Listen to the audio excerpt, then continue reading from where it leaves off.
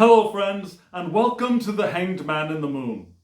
I saw a deck on Tom Benjamin's channel, I saw about 3 decks on Tom Benjamin's channel, which really got me interested. One of them is on its way. One of them is on my wish list, called the Raven's Prophecy Tarot. And the third one is here in my hot little hands. This is the PoMo Tarot, which is a very quirky, very interesting, very beautiful, but I'm not sure how well I can use deck that I was interested in enough to go out and get. So, this is the PoMo Tarot, postmodernist art, redrawn to match the tarot. So if you're curious, as I was as well, stay tuned and we'll take a look at the deck.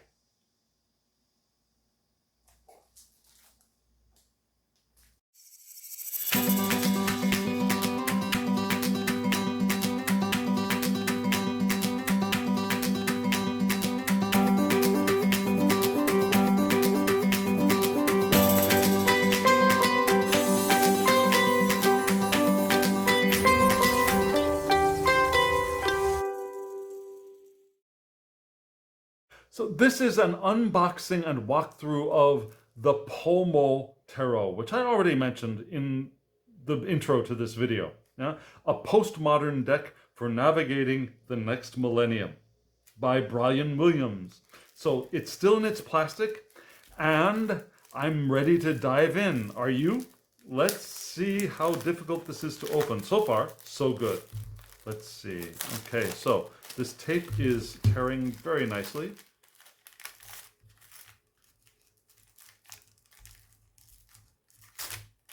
Okay, so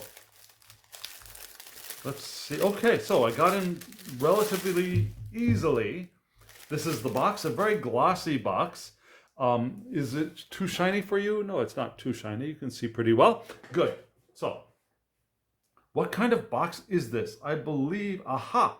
So, this is one of those boxes that some books come in. So, you can see that we have a book and a deck in another box here, published by HarperCollins. Here's the side of the box. Here is the back. It's almost 2000 AD. Does your tarot deck seem more suited for a Renaissance court or a gypsy tent than for navigating the next millennium? So this is postmodernist art in a tarot deck. Prices here, United States and Canada. Okay, so let me take the stuff out of the box. Nice tight fit. Okay, so this is the actual box for the deck, and this is the book. Let's take a look at the book. PoMo Tarot.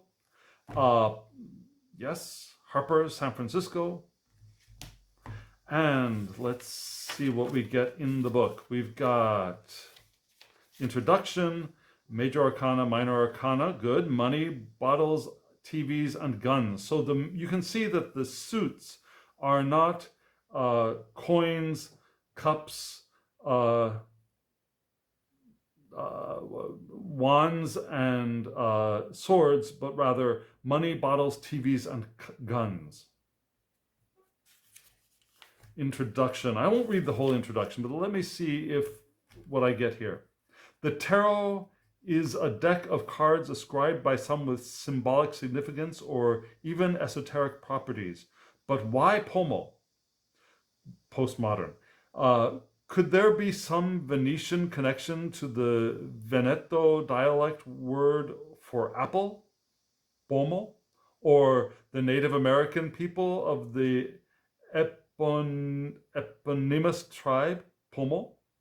Frankly, no. PoMo is actually a reductionist abbreviation of the term postmodern, a new member of the family that counts Soho, south of Houston, Manhattan, MoMA, Museum of Modern Art, New York, SoMA, south of Market, San Francisco, and MoCA, Museum of Contemporary Art, Los Angeles, among its acronymical brood. Any work with postmodern in the title would touch on, you would think, terms such as epistemology and hermeneutics. Let me start that sentence again. Any work with postmodern in the title would touch on, you would think, terms such as epistemology and hermeneutics. Now that we have, let us proceed. So our next question is, what is postmodern? For the answer, we consult Jean-François Lyotard's The Postmodern Explained to Children. The postmodern would be, this is in quotes, the postmodern would be that which in the modern invokes the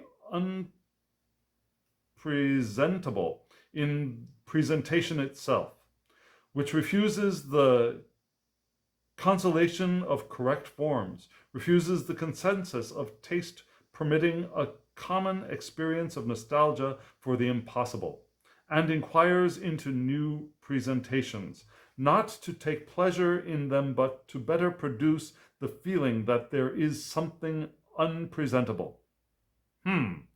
Throw back on our own meager resources, we can suppose that PoMo would refer to the movement that succeeds the artistic cultural period called modernism, which prevailed from the early years of the 20th century, both in Marcel Proust's Magdalene, Igor Stravinsky's Le Sacre de Printemps, Kazimir Malevech's White on White Canvas, Wassily Kandinsky Exploding Squiggles, and Pablo Picasso's and George Braque's Cubist colleagues, and petered out, imploded, collapsed of its own weight, or simply plotzed around the beginning of the century's third quarter, give or take a decade. Postmodern defines itself primarily by what it is not, or what, as the prefix implies, it succeeds. It declares the death of modernism and the birth of something else. But what? And if you get the deck, you can read the rest of this yourself. So this is a response to modernism. And for each card, what do we have? For the Major Arcana, we've got a nice description of the card. First card of the tarot, description of what the card means in tarot. Okay, so a very detailed description of what the card means historically, perhaps as well, and then a more divinatory meaning and reversed meaning. So we've got a good bit of information for the Major Arcana cards. No image, but if you've got this, you've got the deck as well. And let's move on to the Minor Arcana. For the Minor Arcana, we have, after the 22 Major Arcana, come the 56 numbered court cards called the Minor Arcana, or pips. The 56 numbered and court cards called the Minor Arcana, or pips. In tarot decks, old and new, Minor Arcana have a similar structure. In fact, they have much in common with the familiar playing cards of the 52 card pack. Here are four suits: money, corresponding to coins in the traditional tarot, and to diamonds in the modern deck. Bottles, cups and hearts. TVs, staves or wands. I guess if you think of TV antennas, that might help. And clubs. And guns, swords and spades. Here too are the cards that parallel the face cards of Jack, Queen, King in the traditional tarot, Page, Knight, Queen, and King, and in the PoMo tarot, girl, boy, woman, and man. Many decks, modern decks, do that. Yeah? Leave off with the court references and do a daughter, a son, a woman, a mother, father, or a girl, boy, woman, man. All makes sense. And of course, there are the numbered cards of ace through 10. So for the ace of money, for example, we've got a nice description, a little less than the, what do we call it? The Major Arcana, but we've got it. The ace of bills shows the once almighty greenback American dollar. So there's a short description of the image on the card. discussion of the card, and then divinatory meaning and reversed meanings. So that's all very cool. I like that. We go to the last card, and then at the back we have how to read, a Celtic cross spread, of course, traditional 4-element correspondence, Jung's typology, so other information. We've only got one spread that I can see here, which is, as usual, the Celtic cross. Okay, so that's the book. Very nicely done, good information, and I like that there are descriptions of the art on the cards, because this is a very untraditional deck, and knowing what we're looking at or what the artist intended to be showing is important. So that's the book. Let's get into the box. The box, unfortunately, is a flip-top box, but it opens very nicely, very easily. We have the 4 suits here: money, bottles, a Coke bottle. I wonder if they've got the rights to this. Guns and TVs. Okay, so Brian Williams, HarperCollins. And here comes the deck. The deck is large, you can see. And this is what the back of the cards looks like. It's a very thin cardstock. Oh, it's a very thin cardstock. Have to see what that feels like when it shuffles. It's glossy, but it looks like you'll be able to see it very well. The cards are reversible. Yeah. What do we have? We've got TVs, we've got guns, we've got bottles. Do we have money? Money. Yes, we do have money. So we've got all of the elements there in the center. We got the elements on the sides here. I believe you got a TV, we've got a gun and a TV, another gun, money, bottle. Yes, we've got it all. So very nicely laid out.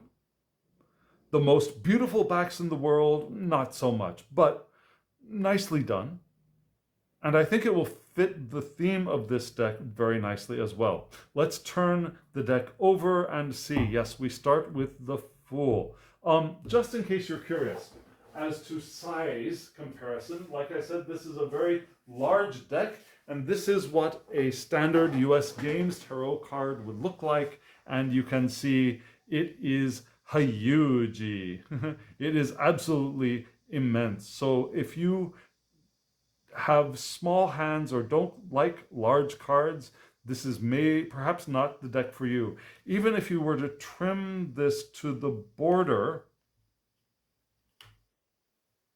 which might be a possibility, you'd still have a very large card. I just want to keep you aware of all of that. For example, yeah, this border could be trimmed, and I very well might trim that. Let's see, what would happen if I were to trim that? Let me see, let me do this way. Okay, so if I were to trim that to there, so I would be losing, it depends on how well this printing is lined up. And it looks like this printing is not lined up very well, so I'd be doing a lot of damage to the backs, I would believe. See, if I were to trim that off there, that wouldn't be so bad, but then look at what happens on this other side.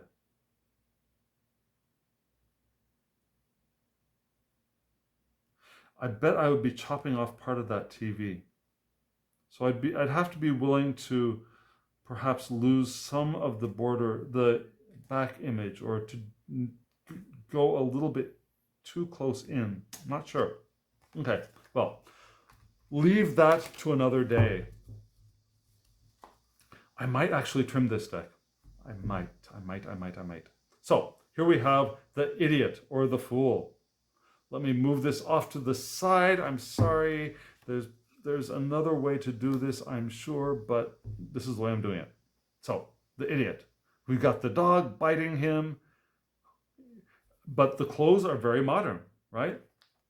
Here we have, instead of the magician, we have the expert with all of the chemist's tools or machinist's tools. We've got now and then, we've got dissection biology here, chemistry, we've got statistics, we've got mathematics, a multifaceted expert.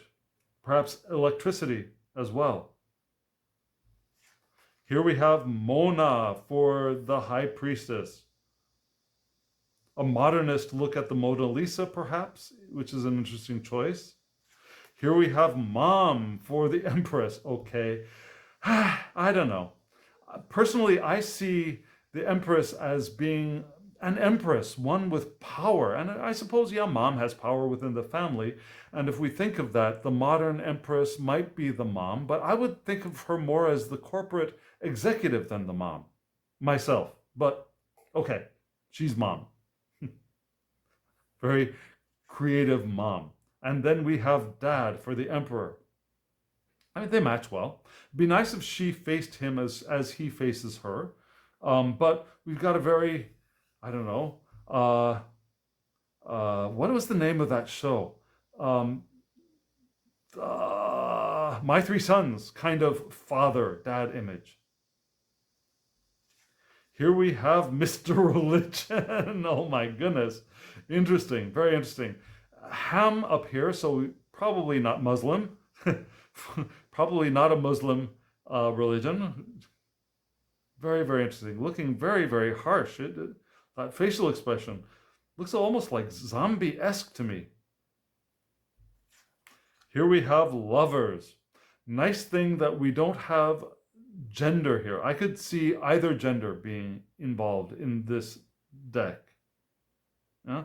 This is so postmodernist that we don't see clear gender presented, which is nice.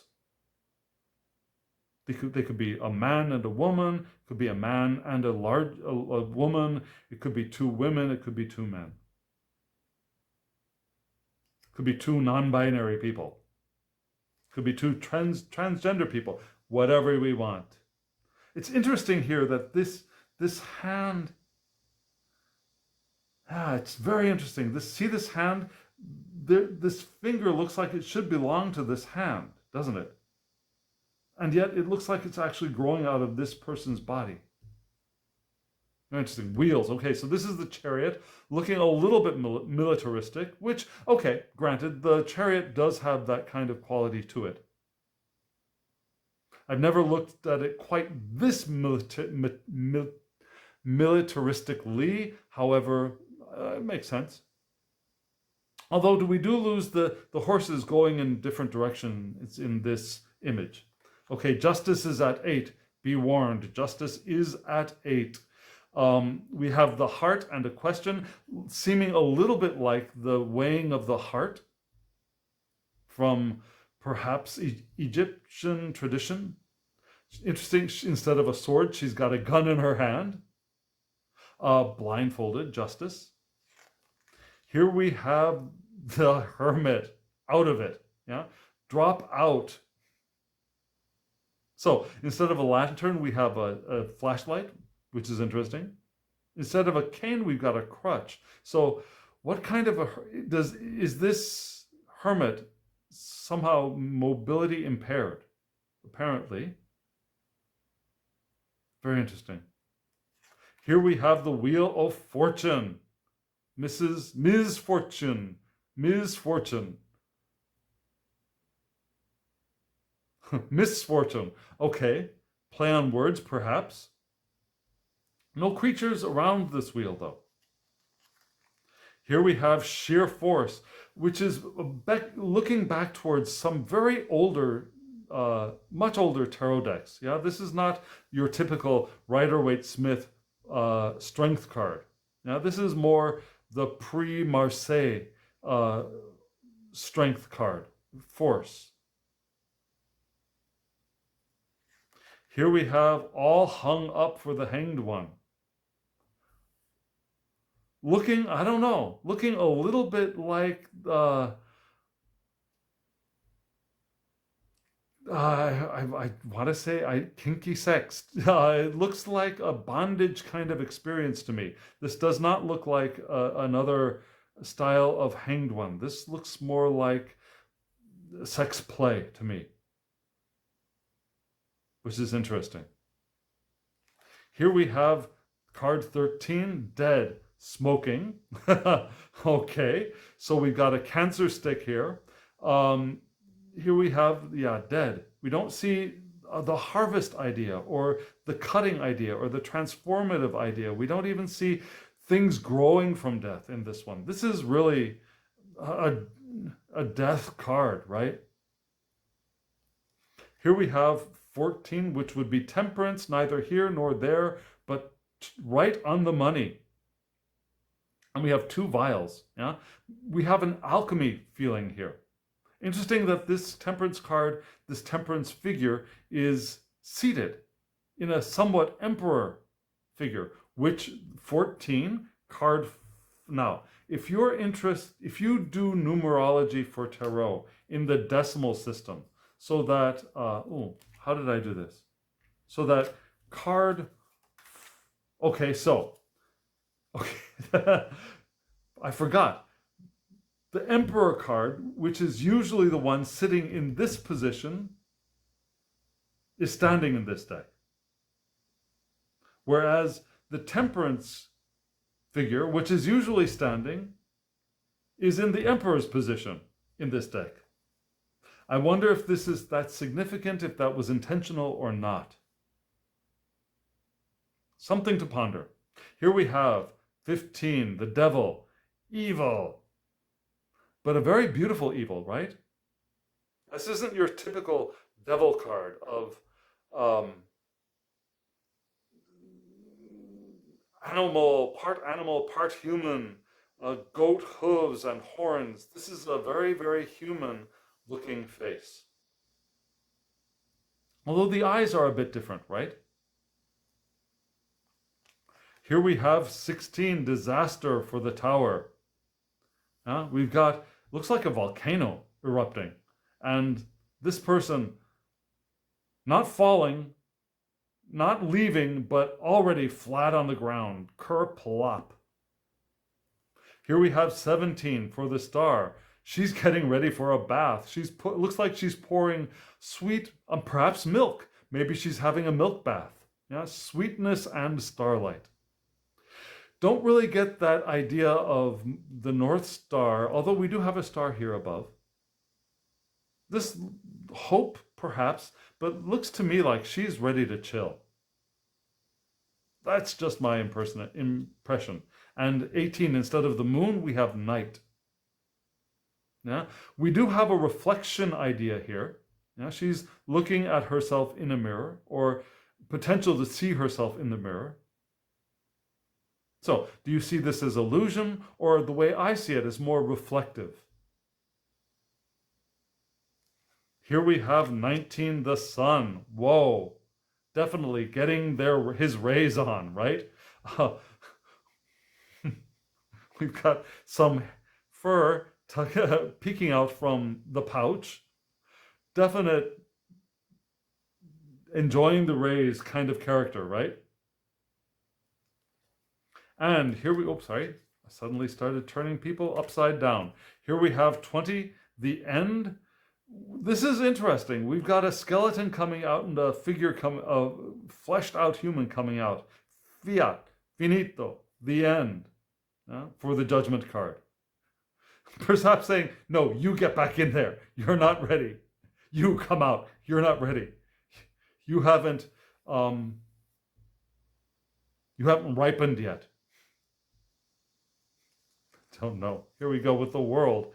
Okay, so instead of this figure dancing in a wreath, we've got looks like the world as a beach ball, playing with the world. Okay, that's an interesting way to go with that. Okay, here we go with the minor arcana. Ace of TVs, which is again wands. 2 of TVs, which would be the 2 of wands. Visioning. It's interesting, we got this decapitated person in the other TV and blood flowing out, which is not what I would normally think of for the 2 of wands. I think of the 2 of wands as planning and seeing the future. Be interested. Okay, so I'm going to read from the book for the 2 of wands here, for the 2 of TVs, because this is definitely not the image that I expected. What do we get for the 2 of wands, 2 of TVs? Let's see, bottles. Here we TVs, 2 of TVs. Description. The two TVs face each other on this card with Beardsley's grisly, glamorous Salome about to kiss the lifeless lips of decapitated Iconian John the Baptist from the illustration for Wilde's Wild Play.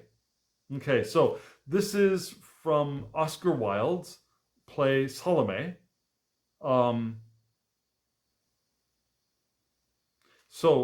Directed, I suppose, by Beardsley. Aubrey Beardsley's drawn by Beardsley. Aubrey Beardsley's line drawings define the elegance and decadence of Art Nouveau, especially in his illustrations of Oscar Wilde's play Salome. Self-taught, Beardsley worked only in black ink on white paper, drawing without shadows, washes, or cross-hatching. His images were mostly intended for reproduction in journals like The Yellow Book, whose art editor he was for a few years in the 1890s, or as book illustrations. His influence extended far beyond that of a fashionable illustrator. Bakst looked into Beardsley in his creation of the stunning visual style of Diaghev's Ballet Russe. The flamboyant actress Nazimova translated the Salome designs into Art Deco camp for her production of Wilde's play. Beardsley continues to form graphic design today in his striking Japanese placement of forms. Beardsley. Okay, just a moment. So, elegance and decadence of Art Nouveau, especially. Okay, The Yellow Book, whose art... Okay, I'm getting a little bit confused about how is Beardsley still producing juxtaposition white and black, space with intricate detail or spare line. Influential too, his morbid, esoteric, erotic imagery. The gorgeous, the grotesque, and the sly coexist in his drawings, where distinctly odd characters inhabit an imaginary world. No wonder, then, that his illustrations for Oscar Wilde's play, though the two were never friends, should seem an indelible souvenir of their particularly outrageous fin de siècle. Here Beardsley had free rein, capturing Wilde's mannered verses composed originally in French for Sarah Bernhardt. In perverse and elegant images of Salome obsessed with inaccessible railing Iconian, railing Iocanon of grotesque. I'm sorry. I'm some of these words I just do not know. Railing Iocanon of grotesque Herodias exercising her spleen, of pathetic Herod pursuing his ineffectual lusts. I have kissed the mouth of Iocanon. I have kissed thy mouth. I'm so sorry, I'm just reading so poorly. I have kissed thy mouth, Iocanon. I have kissed thy mouth, Salome moans as at the end of the play. Addressing the prophet's severed head, Wilde's disgrace undoubtedly contributed to the eclipse of Beardsley's career and probably to his early demise. He died of tuberculosis in his 27th year. Now, what's that? Okay, so Beardsley died. Beardsley continues to inform graphic... okay. I missed. Beardsley continues to inform graphic art today. Okay. I'll keep going to the meaning. Eros and Thanatos. Together again. Sex as a life force opposing death in Freud's formulation. That's the meaning of this card. Eroticized violence, especially mediated by the medium of the artist's eye or videographer's lens. violent eroticism, decadence, à la mode.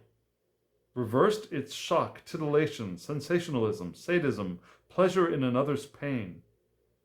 So that's not what I usually think of when I think of the Two of Wands.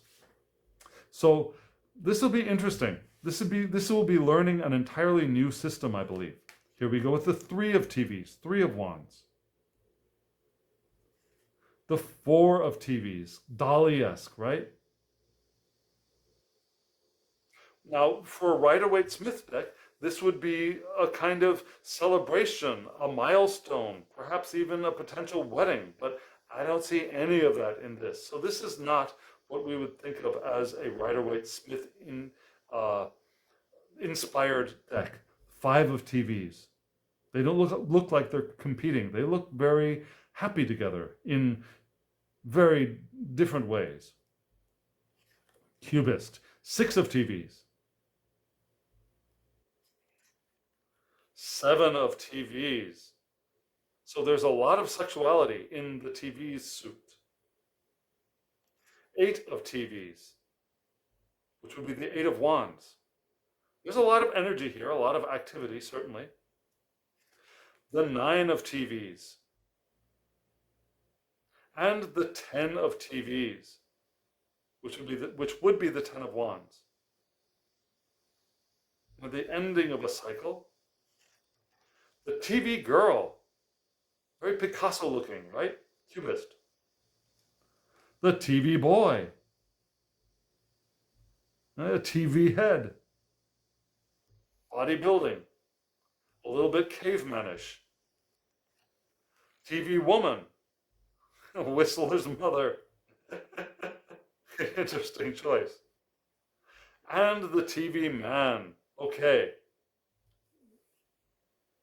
Very iconic image with a TV added to the face. Here we go with the Ace of Bottles, champagne cork popping. So I hope that this would be more of a romantic feel. The Two of Bottles.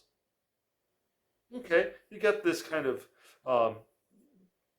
emotional connection image, perhaps. The Three of Bottles, interesting. We don't see a third person here, do we? Very erotic. This entire deck is very erotic. Here we have the Four of Bottles, which would be the Four of Cups. Repose. Notice lack of pants. Five of Bottles. Warhol. Not looking so disappointed, is he? Six of Bottles. Do you recognize artists as they have been recreated for this deck?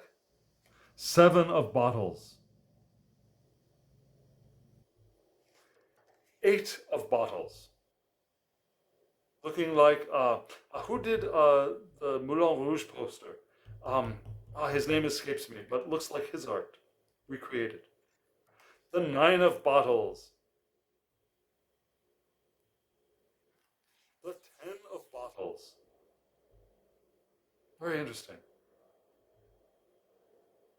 Carnival, yeah? Well, it looks like a carnival tent to me, carnival game to me. Bottle Girl. Bottle Boy.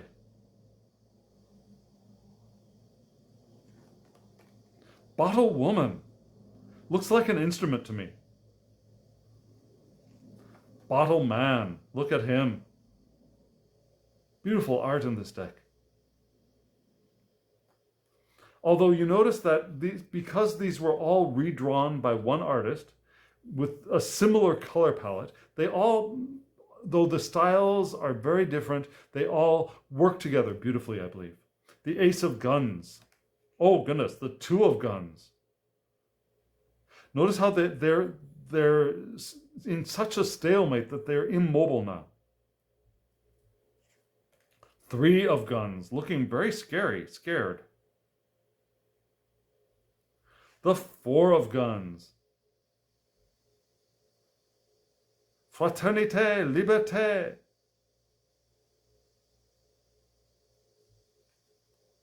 Five of Guns. Oh, where is that gun stuck in? Five of Guns. We've got 4 hands, 4 arms, no legs visible. Wonder how many people there are. 6 of guns. Look at this head. The heads that are open. And what is in this one? It doesn't exactly look like frosting or whipped cream to me. 7 of guns. Very Picasso Guernica.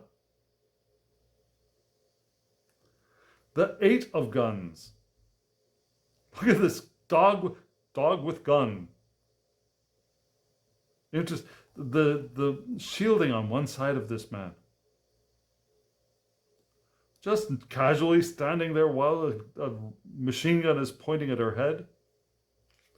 The 9 of guns. Oh, goodness. Another Spanish Revolution image. And the 10 of guns. Oh, the screamer. Ah! Which actually I would think of more. See, I would think this one being the 9 and this one being the 10 personally. But here we go. I think I heard that from Benjamin. But here we go. Gun Girl. Oh, does that look like Elvis Presley to you? Gun Boy. Oh, Statue of Liberty, Gun Woman. She looks like the Statue of Liberty to me. Probably because of her crown. Like thing. Like hair. Oh, the Thinker, Gunman. Which is appropriate, yeah? The swords are thought and communication. So the guns are also supposedly thought and communication. So the Thinker makes sense. And here we go with the Ace of Money. E pluribus unum.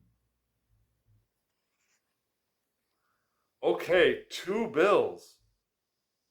2 of coins. Looking a little like a 2 of cups bottles card to me, but that's just me. Here we go with the 3 of bills. 3 of coin. Are they eating their money? Interesting. 4 of bills. 4 of coins. Looking very wealthy. Very high class. Putting on the Ritz. 5 of bills. 5 coins.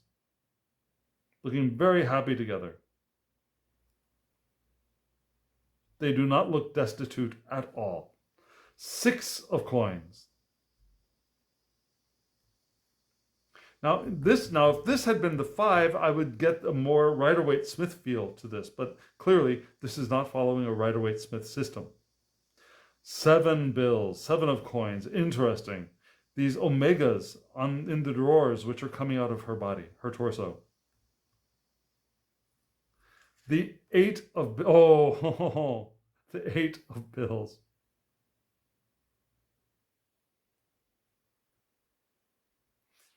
This image is so iconic. It is also used in the Rocky Horror Picture Show. Do you recall? Do you remember that?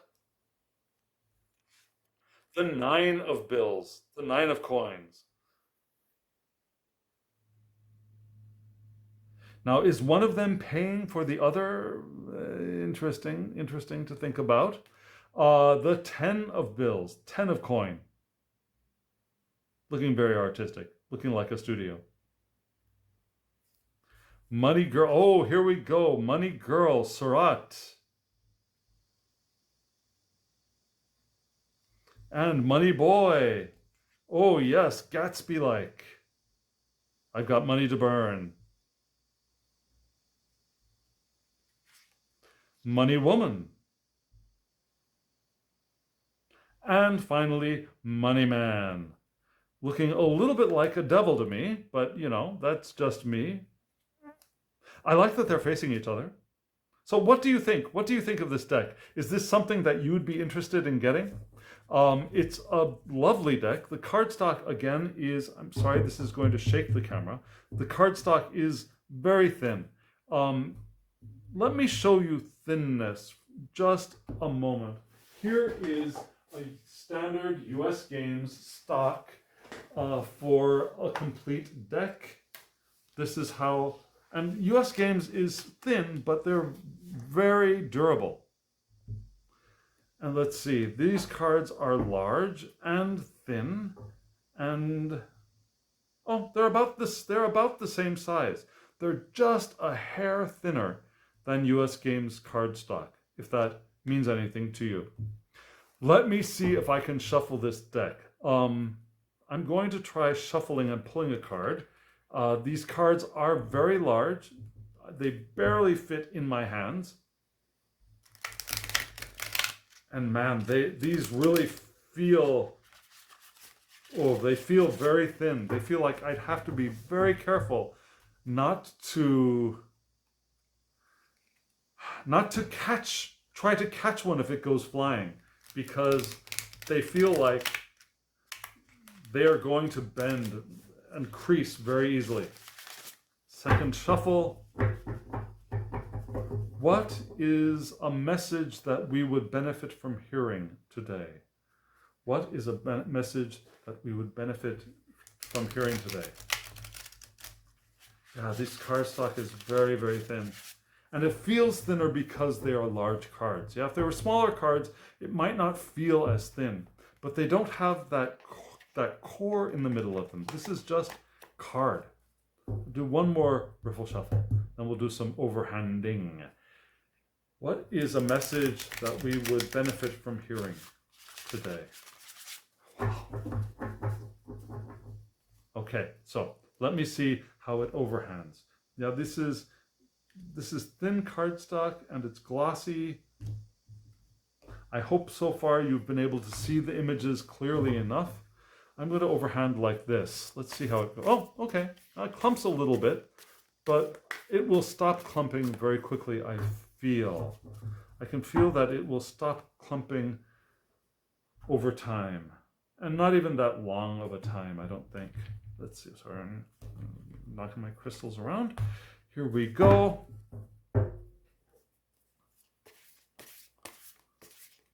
Yeah, so it clumps a little bit. Oh yeah, it clumps quite a bit. But I don't know if you use dust, let's see, what do they call that powder? Fanning powder. If you use fanning powder or baking soda or baking powder to dust your cards when they're a little bit too glossy, that might work for this deck. But man, that is just such thin cardstock. So I'm really going to want to be careful shuffling these. But fortunately, they stick enough that they don't go flying very easily. That's a good thing. So let's see, here we go. What is a message that we would benefit from hearing today? Let me do one more overhand. No, yeah, one more overhand, and then I'll pull. 1, 2, 3. 1, 2, 3. One more overhand. What is a message that we would benefit from? Whoa, okay, so that's what I'm saying. So if I did that, and I were a little bit distracted perhaps, I could have bent that card right in half, which is something I'm a little bit nervous about. Okay, so here we go. Let me pull.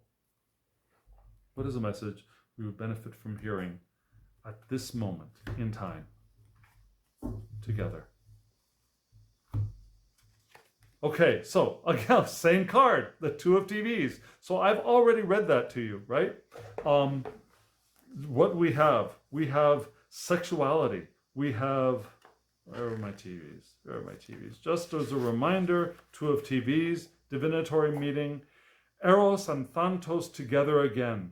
Eroticized violence, especially mediated by the medium of the artist's eye or the videographer's lens. Violent eroticism, decadence à la mode. So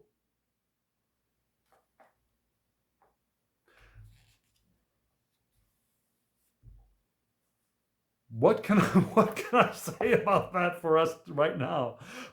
This is a kinky deck. Clearly, this is a kinky deck, And some of our sexual expression is a little bit kinky. As long as we're all consenting adults and we're not actually cutting off others' heads, but we can recognize that some of our sexual expression is sometimes a bit violent. And if we are cognizant of it and we are consenting to it and we are aware of it, both parties, then it can be fine. It can add interest or titillation, as he said, to the sexual experience. But we want to be careful of that violence which is concealed, the violence which is hidden, the violence that is there but we disguise as something else. So if the violence that is sometimes there, we want to bring it to light and be aware of it, so that it doesn't become a scary monster that could destroy our relationships or our souls even. So, beautiful deck and somewhat dark and a little bit twisted, I believe. So what do you think? I'd love to hear from you. Hit the like button if you feel called to. Hit the subscribe button and the alarm bell if you haven't already, so you get notifications of when I upload videos. Share this with somebody who you think might get a kick out of seeing this kind of art in a tarot deck. And comment below. What do you think? Is this something you'd like to get? It's a very erotic deck. I'm not sure I would use this with other people, but I might use it for myself and perhaps for, as people say, shadow work, because it feels like there's a lot of shadow in this deck. And friends, as always, I wish you love, joy, well-being, and pure awareness. Thank you.